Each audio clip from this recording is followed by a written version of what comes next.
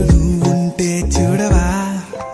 మంచువాన నన్ను ముంచనంట వాన విల్లు మీద ఇల్లు కట్టినెవ్వరంట ఈ లోకమంతా నిన్ను చూసినంట ఏ దిష్టి నిన్ను తాకకుండా ఇంటిలోన దాచుకుంటా రంగు రంగు